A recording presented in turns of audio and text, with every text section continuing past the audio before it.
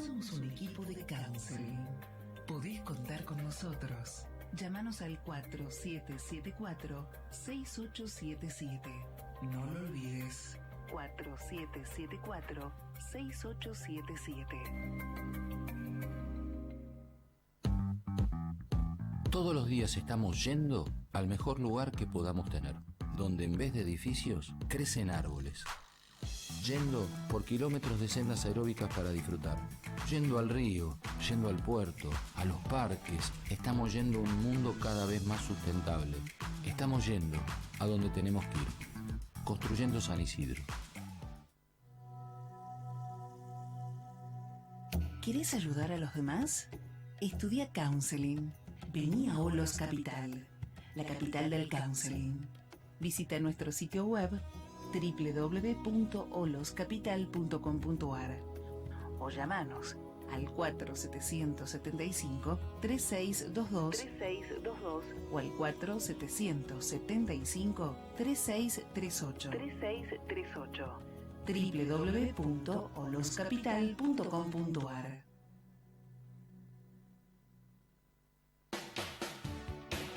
Desde ahora y hasta las 15, estamos en Contacto. Guillermo García Arias te invita a reflexionar sobre la vida cotidiana desde otra mirada. En Contacto, una mirada humana sobre la vida y la actualidad. Por Symphony 91.3.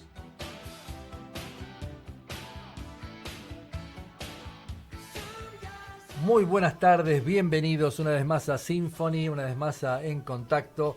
Estamos aquí desde San Isidro para todo el planeta en este programa que es una mirada humana de la realidad. 18 de septiembre estamos iniciando un nuevo capítulo de En Contacto y como siempre, ustedes ya saben, habla Guillermo García Arias y delante mío ustedes también saben, está el hombre que sabe todo, el hombre que no tiene incógnitas en su vida, sabe todo. Sergio Fuster se ríe. ¿Qué tal, Sergio? Hola, Guillermo, muy bien, ¿cómo estás vos? Bien. Un lujo tenerlo delante mío, a este hombre Wikipedia, YouTube, y le voy a agregar ChatGPT incluido. Vamos a meterle también, seguimos agregando inteligencia artificial. Me bajaste el valor. Te bajé valor, le bajé valor. No, sin ChatGPT. A la izquierda lo tengo a Santiago Caserli en la operación técnica y verifica siempre que esté todo bien y nos instruye, porque nos instruye un hombre que sabe también de todo lo que nosotros no sabemos, que es la mayoría de las cosas. Así que gracias, Santiago. Bueno, como arrancamos el lunes pasado hablando de un libro y lo bueno que es refugiarse en los libros en momentos de incertidumbre, en momentos de zozobra.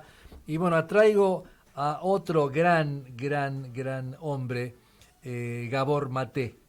No sé cómo se pronuncia, Gabor Maté, medical doctor. El mito de la normalidad, trauma, enfermedad y curación en una cultura tóxica. Es un hombre que, renombrado doctor, Gabor Maté, analiza de forma elocuente cómo en los países occidentales que se enorgullecen de sus sistemas sanitarios, las enfermedades crónicas y la mala salud en general están aumentando. Casi el 70% de los estadounidenses toma al menos un medicamento recetado. Más de la mitad toma 2. En Canadá, 1 de cada 5 personas tiene la presión arterial alta, el 20%. En Europa, más del 30% de la población tiene un diagnóstico de hipertensión, 30%. Y en todas partes las enfermedades mentales en adolescentes van en aumento. Entonces, ¿qué podemos considerar normal cuando se trata de salud? Nos dice Gabor Maté.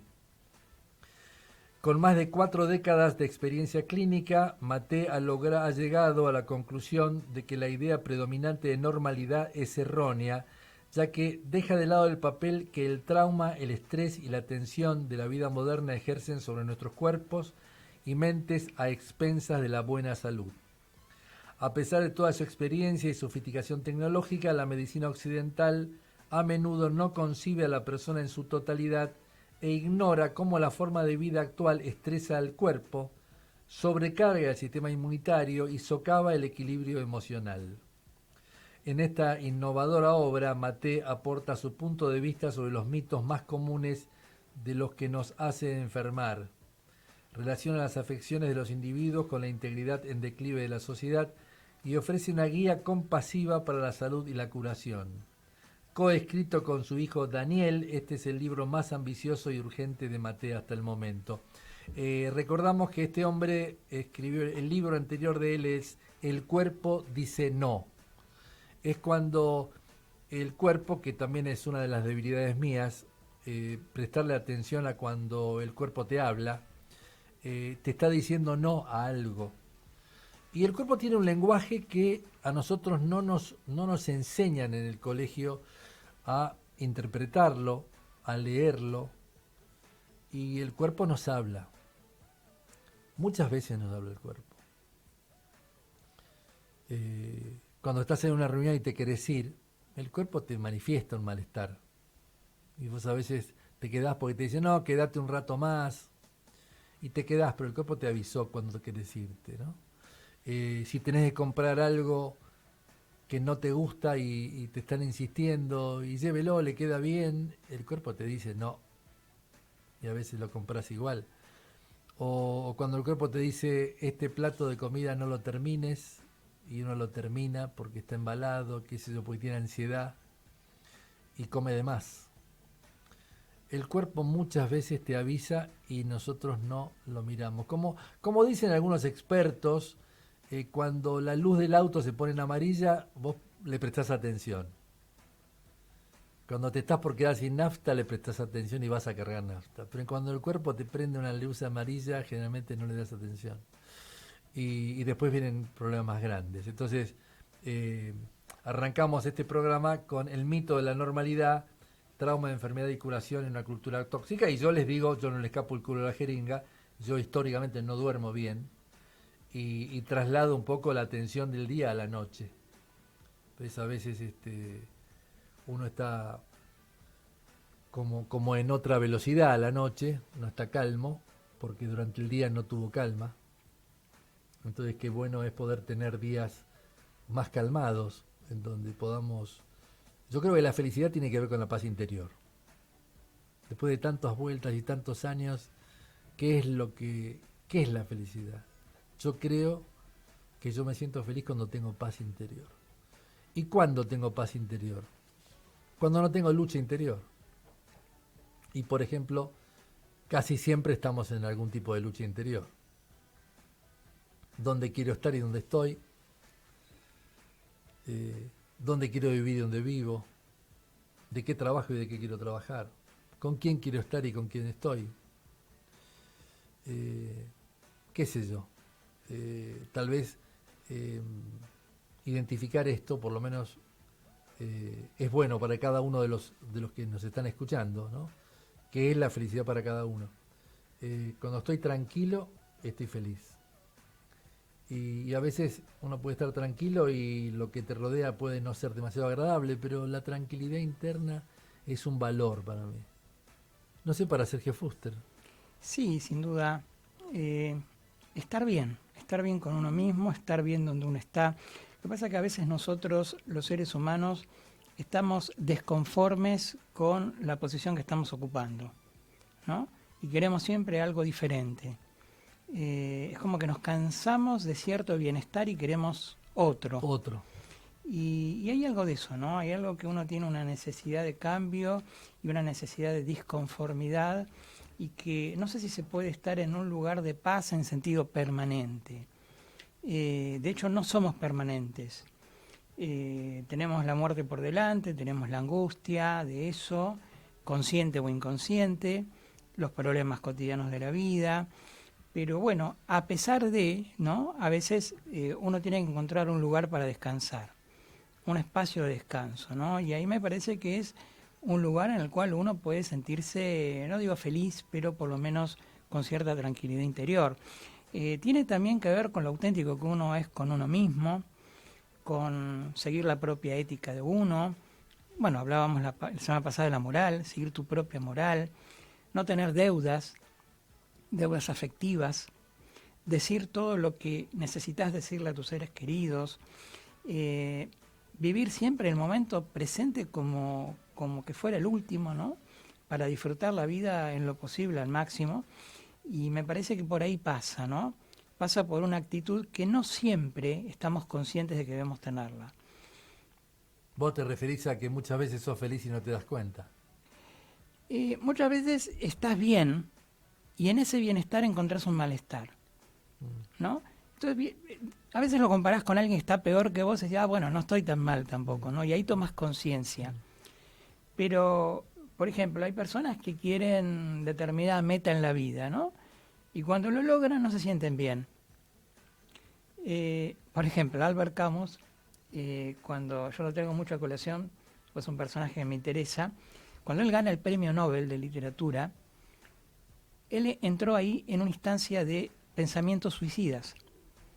¿Por qué? Porque ya logró todo lo que quería en cuanto a la escritura y se sintió vacío, ¿no? Entonces es como que a veces pasa eso, ¿no? Que uno tiene una meta de vida, quiere alcanzar algo y cuando uno lo alcanza, en los pocos casos que se alcanzan, ya no satisface como uno hubiera pensado. Y ahí viene el derrumbe, ¿no? Por eso a veces las metas en la vida no deberían ser cosas, ¿no? Tal vez deberían ser ideas, estados del ser, sentimientos, alcanzar determinada beatitud con tus seres queridos. Deberían ser cosas más importantes, ¿no? Por ahí me parece que puede estar el bienestar. Deberían. ¿Y porque no siempre son. ¿Y quién dice que deberían y no son? ¿Por qué no decidirlo nosotros, no? ¿Por qué no decidirlo nosotros? Sí, ¿por qué no decidir qué es lo importante para nosotros? Pero me parece que hay algunas cosas que ya son importantes per se, porque forman parte de lo que es humano, de que forman parte de lo que es ser un ser humano, ¿no? Entonces hay cosas que me parece que no claudican, como el amor, como la espiritualidad, como el estar bien con aquellos que vos querés. Entonces a mí me parece que hay cosas que no se negocian, ¿no? Y después si eso está, bueno, todo lo demás puede ser gravitacional o contingente a eso, que también está muy bien, ¿no? Alcanzar un éxito en un trabajo, o alcanzar un éxito en alguna materia, pero éxito no es garantía de felicidad. Entonces hay también que pensar en eso, ¿no? Sí, creo que es el momento más difícil de la vida, cuando uno tiene demasiado tiempo para pensar, no tiene exigencias, y ahí se requiere un gran equilibrio, ¿no? Así que bueno, yo te propondría que si tenés ganas abordamos el tema de las funciones de la conciencia de Jung. Dale. ¿Te parece? Porque siguiendo con buscar luz siempre en medio de la oscuridad, una mirada humana de la realidad, Carl Gustav Jung definió 4 funciones de la conciencia psicológica.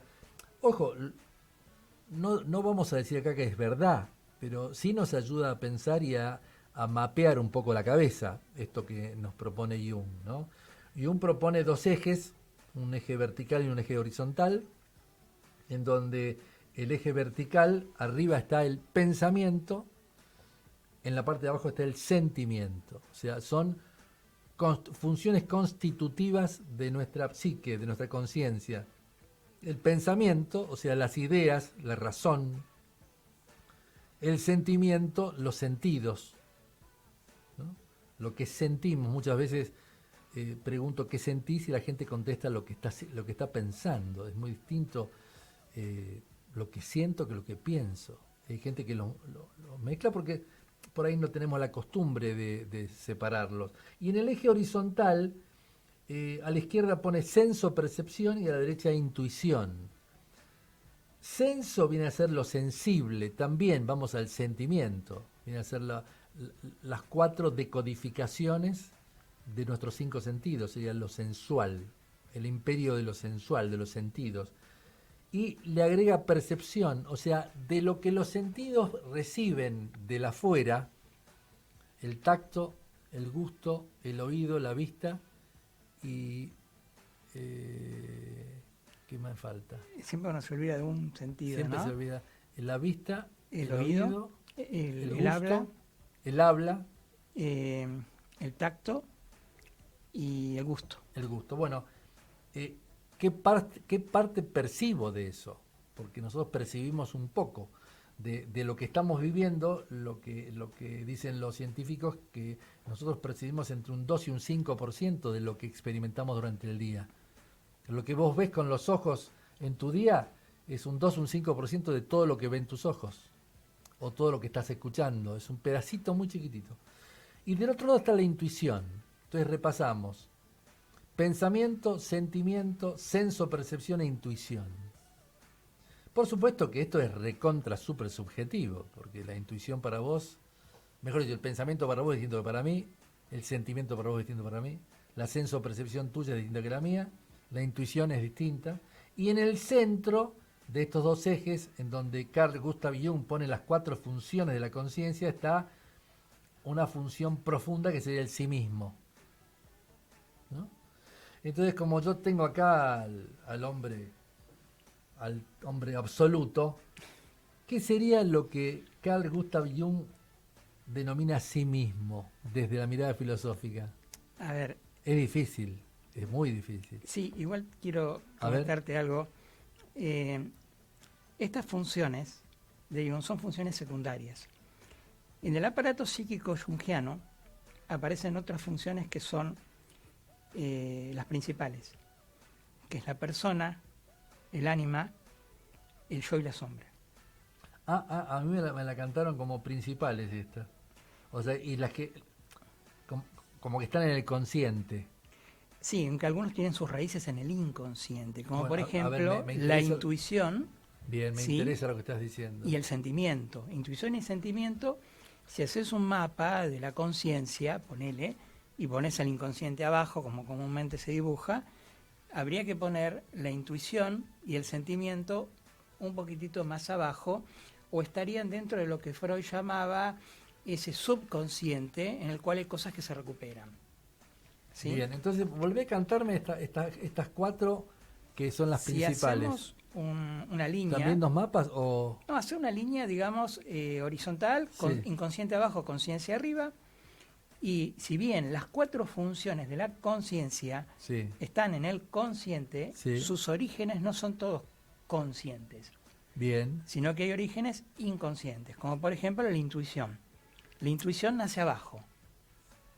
Bien, pero volvé a las que me dijiste. Me dijiste... Te dije, vos querés las principales. Sí, las principales. De las principales tenés 2 que son inconscientes, sombra y ánima. Sombra, Y ánima, ánima. Están en el inconsciente. sí. Y las que Y la las proyección, principales que están en el consciente. que es la proyección consciente de esas. Qué bueno. El yo sería el lado claro de la sombra Bien. y la persona sería el lado claro del ánima. Entonces tenés 2 elementos conscientes y 2 elementos inconscientes. Pero entonces acá vos decís, está el yo y la sombra. Todos tenemos un yo y tenemos nuestra sombra. Sí. ¿Tá?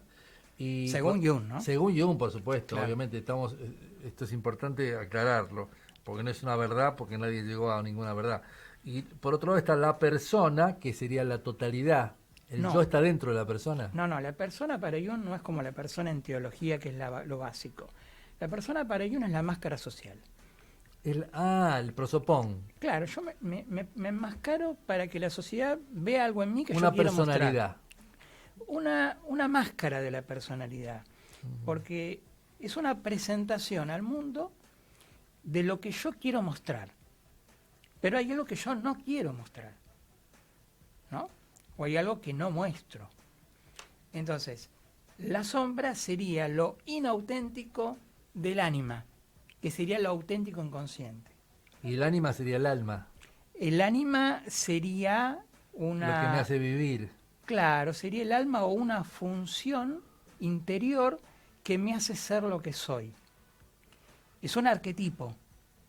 A ver, todos son arquetipos, esos 4 son arquetipos. Lo que pasa es que son 2 arquetipos en la conciencia y dos arquetipos inconscientes. Que de todo. moran en el inconsciente Sí, siempre. Siempre, no salen afuera a no ser por proyección. La sombra sale por proyección, el ánima sale por proyección, ¿no? Que después Jung lo va a arreglar con ánima, ánimos, pero será posterior. Entonces, esto sería las 4 funciones conscientes. Sí, hay que aclarar que Jung lo hace desde el varón. ¿Sí? Epa, ¿le da otra valoración a la mujer? Claro, Jung lo ve desde el varón, ¿no? Como también Freud. Freud ve el inconsciente y la conciencia y los complejos como varones. Y el yoga también, ¿no? Cuando vos hablas del chakra, de los genitales, son los genitales masculinos. O sea, la mujer no No corre tiene ahí. lugar, claro. ¿Y dónde la pone a la mujer? ¿Jung? Sí. No, Jung no la pone. Quien la va a poner va a ser la esposa de Jung, Emma Jung, que a raíz de los múltiples amoríos y aventuras amorosas que Jung tenía con otras mujeres, especialmente sus pacientes, hombre de poca ética y moral, Bueno, tenía una ética y una moral distinta a la nuestra. en todo bueno, no caso. tenía una ética muy profesional, ¿no? Freud Claro, estaba bueno. un poco enojado por eso. Ah, Freud estaba enojado con eso por Y Jung. claro, bueno, sus amantes eran sus pacientes. Bueno, Freud también tuvo amantes pacientes, ¿o no? No había ningún Puede escribano ser, ahí para pero, chequearlo. pero no como Jung, ¿no? Jung Era más prolífico. era Jung. mucho más prolífico, Era más lindo también. más seductor, Claro, más una facha, simpático. mucha facha tenía Jung. sin duda, sí, sí. Y la esposa es cuando una gran psicoanalista, la esposa, Emma, inventa el concepto de anima animus.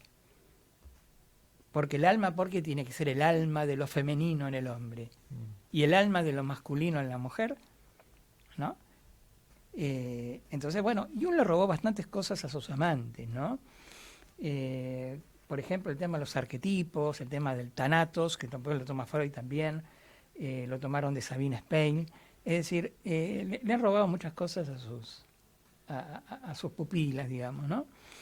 Pero bueno, esto es una anécdota que te comento, pero digamos, la visión jungiana del mapa de la conciencia como totalidad es una especie de camino óctuple, por tomarlo del budismo, ¿no?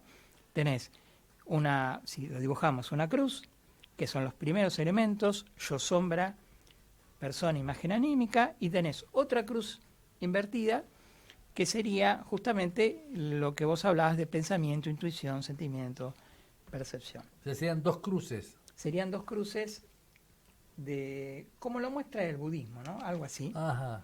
¿Sí?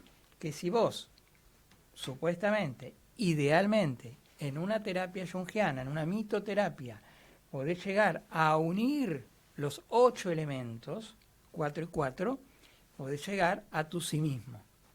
Ahí recién llego a mi sí mismo. Claro, porque esto es un trabajo alquímico, de unir todos los opuestos en un centro o una quinta esencia. Bien, nosotros estamos cerquita de ahí, ¿o no? Decime, No, sí. no sé, yo no creo que la conciencia sea una alquimia, pero bueno, bajo ese presupuesto es una estructura interesante para poder ir transformándose analizarlo, claro. Sí. y ir variando algunas cosas que uno tiene sin duda disociadas, ¿no? Sí, lo que pasa es que Jung decía que el yo y la sombra pueden llegar a unirse, a integrarse, mejor dicho. Pero ¿qué pasa con la persona y la imagen anímica?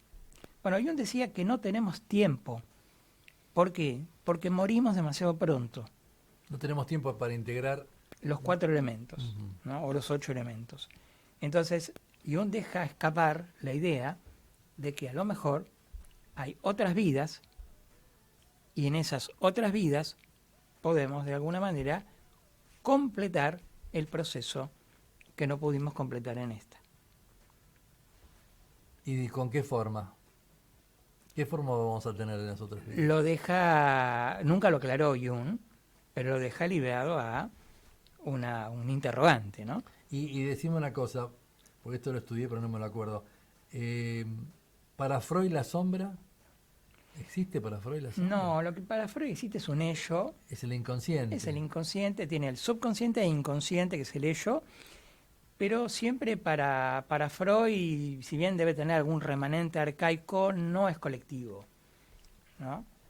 no es colectivo. Aunque Freud ahí nunca lo aclaró demasiado, pero estas son una de las grandes diferencias entre Freud y Jung, ¿no? Que Jung plantea un inconsciente colectivo, que todos compartimos una parte de ese inconsciente, y para Freud no, para Freud el inconsciente era siempre de uno, ¿no? Bueno, hemos llegado a las 1:30, vamos al corte de las 1:30 y luego vamos al dulce encanto de la memoria con Eduardo Agustín Gil. Comunícate con Guillermo García Arias llamando al 4732-1122. 4732-1122. O búscalo en Facebook como Guillermo García Arias y en Twitter como @GarcíaAriasG. Auspicia este espacio. Vos que cuidás a tus hijos, ¿pensaste que en las paredes de tu casa viven virus y bacterias? Pintalas con VidaQué, con nanotecnología antimicrobiana que protege tu salud. VidaQué es de pinturas Aike. Hay que pintar con Aike. ¿Necesitas un cambio? ¿Querés modificar algo en tu vida? Podemos ayudarte. Somos un equipo de cáncer. Podés contar con nosotros. Llámanos al 4774-6877. No lo olvides. 4774-6877. Todos los días estamos yendo al mejor lugar que podamos tener, donde en vez de edificios crecen árboles. Yendo por kilómetros de sendas aeróbicas para disfrutar. Yendo al río, yendo al puerto, a los parques. Estamos yendo a un mundo cada vez más sustentable. Estamos yendo a donde tenemos que ir. Construyendo San Isidro. ¿Querés ayudar a los demás? Estudia Counseling. Vení a Olos Capital, la capital del counseling.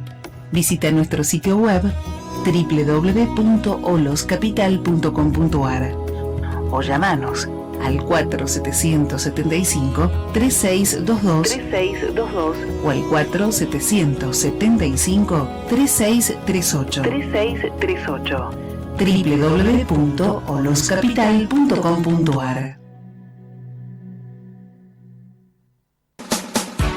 En contacto con la conducción de Guillermo García Arias.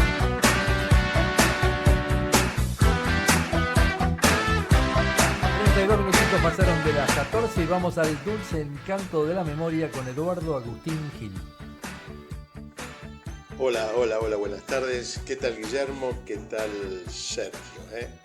¿Y qué tal nuestros queridos oyentes? Antes de empezar a hablar, lo primero es recomendar una nota que se llama Futuro sin Presente, que acabo de leer de Sergio Fuster en la Gaceta Mercantil, que me pareció imperdible. A veces él dice con mejores palabras lo que uno piensa. Buenísima esa nota, Sergio. Y hoy yo quiero hablar de los oradores. Oradores, por ejemplo, la historia tiene muchos. El primero que uno recuerda haber leído es Demóstenes, del siglo IV a.C., que cuentan que tenía en principio una gran dificultad para hablar, entonces iba al mar y poniéndose piedras en la boca practicaba. Y terminó siendo un excelente, y la historia así la recuerda en esa Grecia clásica. Otro gran orador es Lincoln, poco se habla de eso, un gran orador que supo llegar, había fracasado mucho, pero finalmente de adulto ya grande llega a la presidencia. Churchill en Inglaterra, otro gran orador, le tocó una situación muy difícil en la Segunda Guerra Mundial y logró unir al pueblo a través de un gran orador. Gandhi también fue un gran orador, estoy haciendo memoria, Kennedy, Margaret Thatcher, en España Manuel Azaña fue un gran orador. Nelson Mandela también.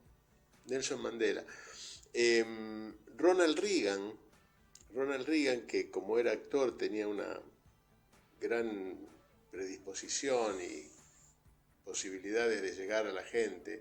Obama, Luther King, Salvador Allende en Chile también fue un gran orador. A mí me gusta particularmente José Sacristán. Cada vez que recibe un premio lo escucho con mucho entusiasmo.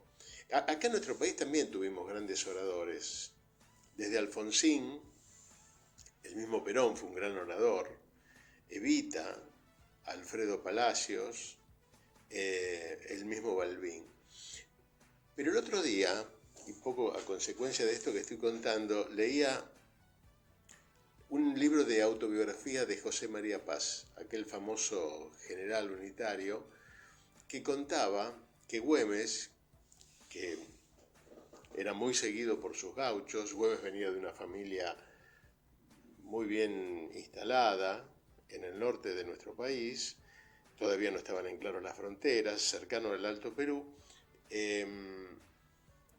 Tenemos la imagen de ese gaucho con su caballo con guardamontes, muy seguido por el pueblo, y cuenta Paz que era gangoso, que se le escuchaba o se le entendía con mucha dificultad.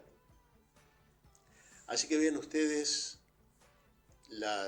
estas personalidades y estos claros oscuros que a veces encontramos, grandes oradores, y este prócer argentino, a pesar de esta dificultad, cómo lograba que ese gauchaje lo siguiera.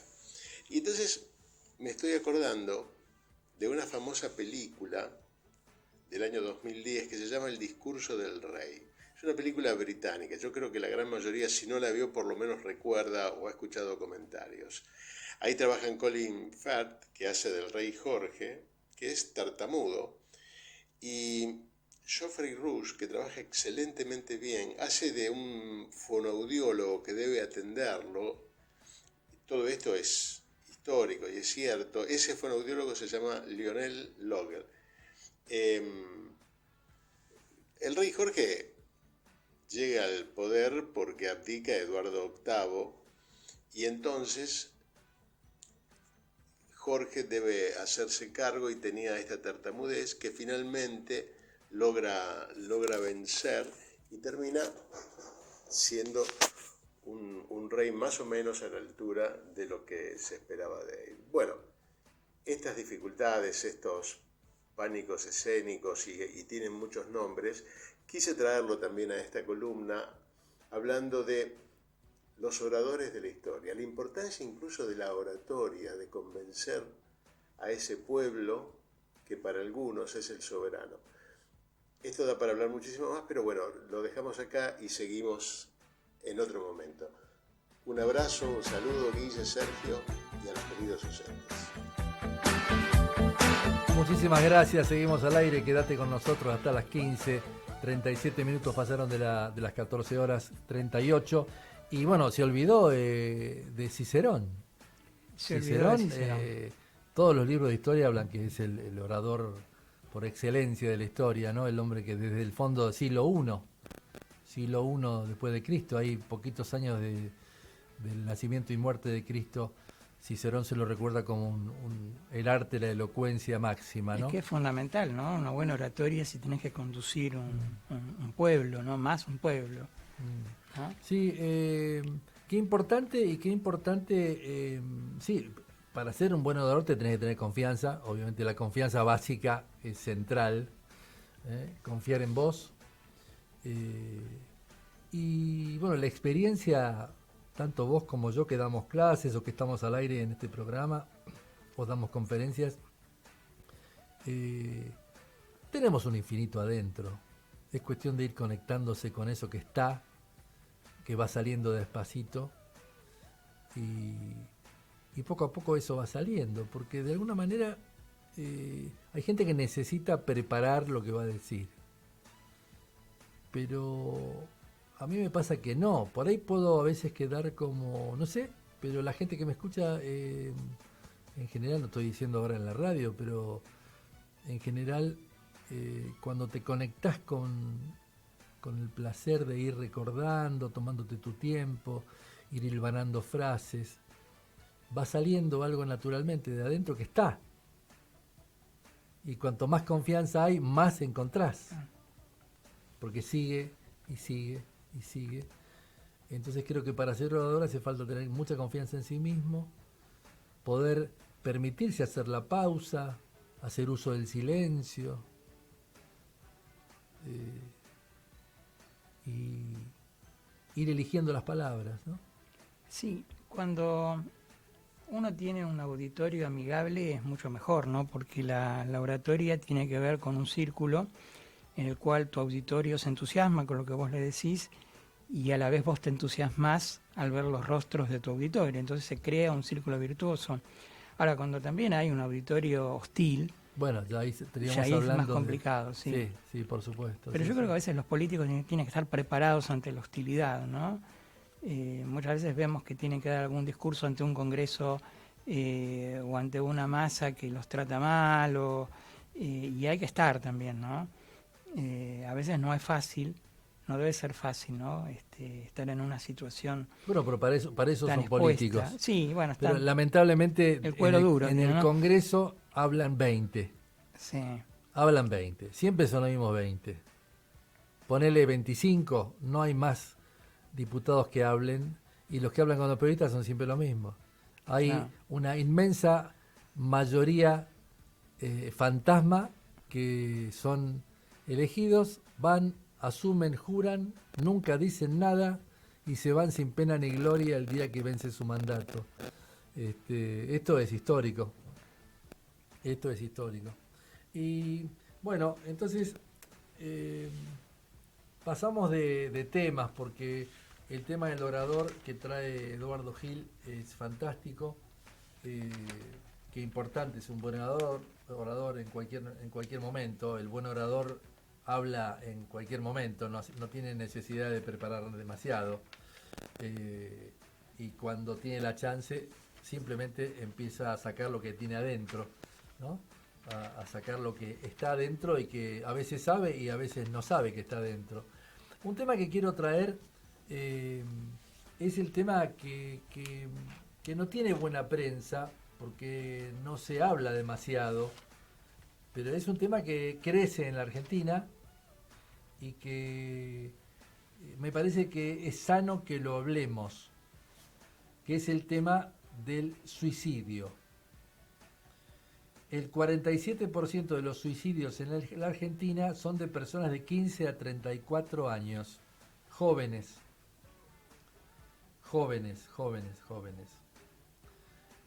Una combinación entre al menos 19 señales de alerta ayudaría, de acuerdo con los pediatras, a advertir el riesgo de suicidio.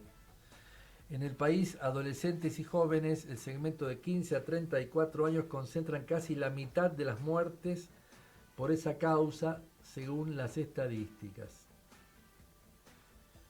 Los signos sobre los que están llamando la atención incluyen cambios de humor, pensamientos más rígidos, tristeza persistente, enojos reiterados, alteración del sueño o la alimentación, problemas graves en la escuela, falta de concentración, aislamiento, pérdida de conexión con otros chicos o otros adolescentes, sensación de soledad, necesidad de hacer consultas frecuentes por fatiga, dolor, pesadillas o consumos y aparición de ideas o pensamientos extraños, entre otros.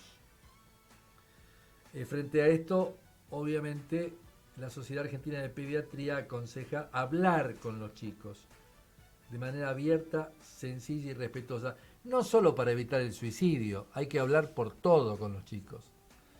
Porque no hablar con los hijos es alejarse de los hijos. Si vos o usted que está del otro lado quiere tener buenos vínculos con los hijos, hay que hablar con ellos. Hablar. ¿Cuánto? Mucho. Todo lo que pueda. Vamos a ver provincia por provincia. Santa Cruz es el caso de mayor tasa cada 100.000 habitantes. Es el tope. El tope 1 de Argentina es la provincia de Santa Cruz, la provincia más al sur. Tiene 27 suicidios cada 100.000 habitantes. Los muertos en el año pasado fueron, en el 2021, perdón, que es la estadística que tengo a mano, fueron 32. Le sigue Salta, totalmente al norte, sur completamente y norte último, norte linde con Bolivia y con Chile, Salta. Tiene 26 personas cada 100.000 habitantes. es increíble. Volvemos para el sur, Tierra del Fuego. 24 suicidios cada 100.000 habitantes. Vamos al medio del país, Neuquén, que y Catamarca, que viene después, con 23 y 20 suicidios cada 100.000 habitantes. Yo había escuchado que todas esas provincias tienen muy alta tasa de suicidio. Bueno, después vienen, no importa demasiado, pero vienen La Rioja, Santiago del Estero, Jujuy, Formosa, todas las provincias. Y dentro de las 4 que menos tienen, fíjense qué interesante. Buenos Aires, 7, la provincia cada 100.000. Mendoza, 5, Córdoba, 5 y Cava, 0.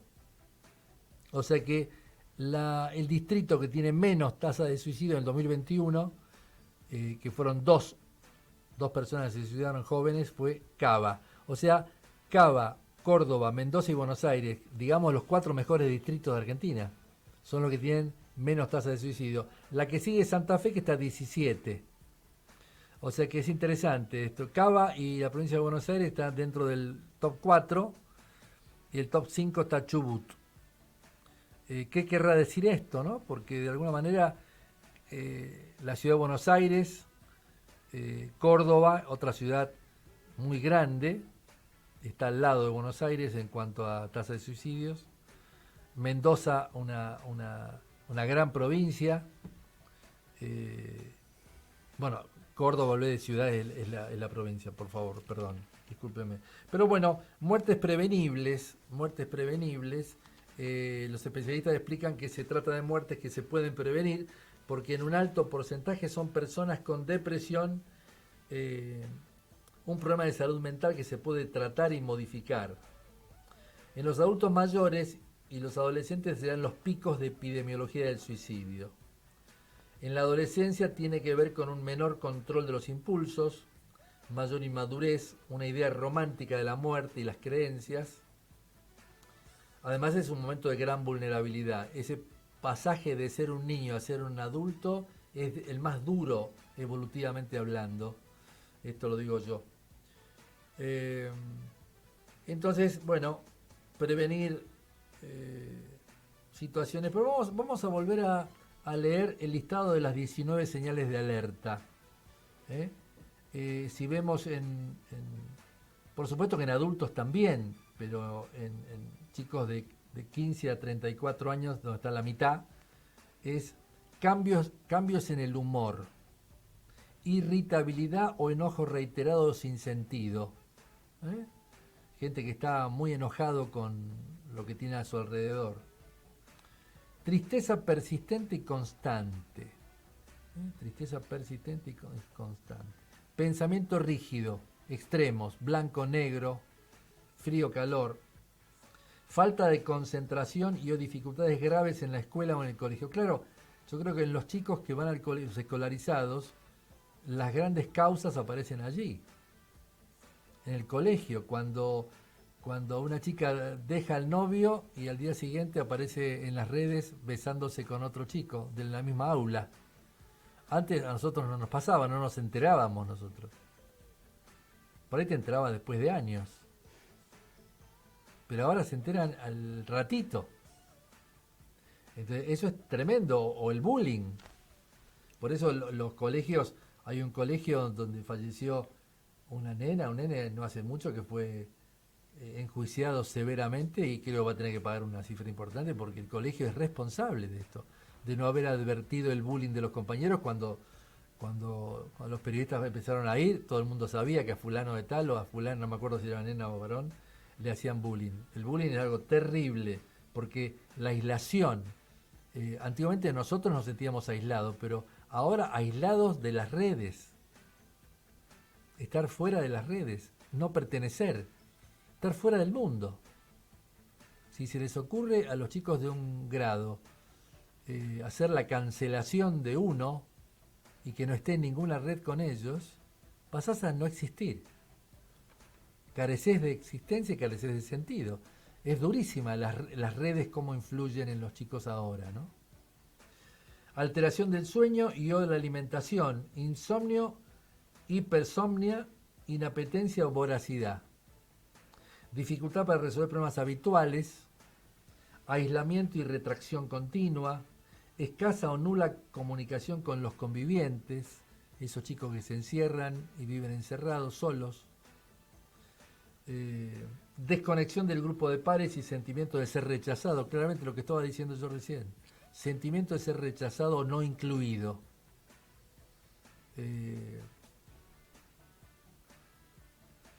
Cuando uno estudia cuando uno estudia dinámica grupal, dinámica de grupos, la primera etapa de cualquier grupo, cuando alguien llega a un grupo, ya sea de teatro, de estudio, deportivo, la primera etapa por la que atraviesan todos los integrantes del grupo es la etapa en donde todos pugnan por sentirse incluidos por el grupo. ¿Estoy adentro o estoy afuera del grupo? Esa es la primera etapa teórica de los grupos. Que nadie lo hace conscientemente, pero en definitiva lo que quiere todo el mundo es agradar a los otros para sentirse parte del grupo. Entonces se hacen a veces demasiadas cosas para agradar, para no estar afuera. Estar afuera de un grupo es duro. Sentirse rechazado. Sensación de soledad, ideas o pensamientos extraños. Consulta frecuente por fatiga, dolores múltiples, pesadillas, patologías crónicas y consumos. Signos de desculturización en inmigrantes. Esos inmigrantes por ahí que se sienten con enormes dificultades para socializar. Fantasías de grandiosidad que se alternan con sentimientos de inferioridad, extremos, si estás escuchando, extremos. Sentimiento de frustración o angustia frente a pequeñas contrariedades, ¿no? Ahogarse en un vaso de agua, lo que se dice siempre, ¿no? Autoexigencia elevada, una exigencia desmedida, relación ambivalente con los padres, otros adultos y amigos, antecedentes de intento de suicidio, bueno, obviamente. Desde la Sociedad Argentina de Pediatría enfatizaron para la prevención, ante un gesto suicida, cualquier individuo pertenezca al ámbito de la salud o escolar, deportivo o social debe internalizar que un intento de suicidio es un acto potencialmente grave al que de ningún modo hay que restarle importancia. Aclararon que una vez en tratamiento, el objetivo esencial es calmar, contener y proteger al niño o al joven.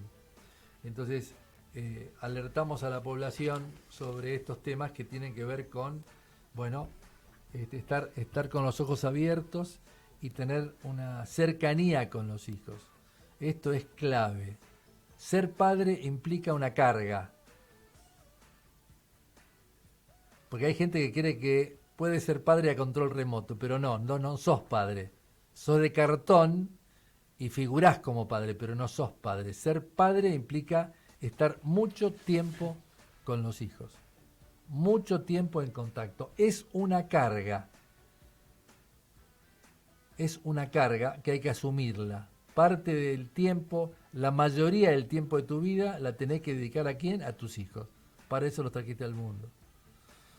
Entonces, claro, algunos sociólogos o pediatras nos hablan de padres adolescentes, de hijos adolescentes. Y bueno, estamos en problemas.